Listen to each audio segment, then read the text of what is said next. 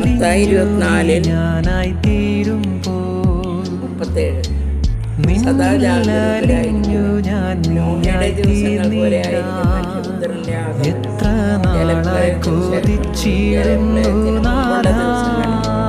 നോഹ പെട്ടകത്തിൽ പ്രവേശിച്ച ദിവസം വരെ അവർ തിന്നും കുടിച്ചും വിവാഹം ചെയ്തു കൊടുത്തും കഴിഞ്ഞു പോന്നു.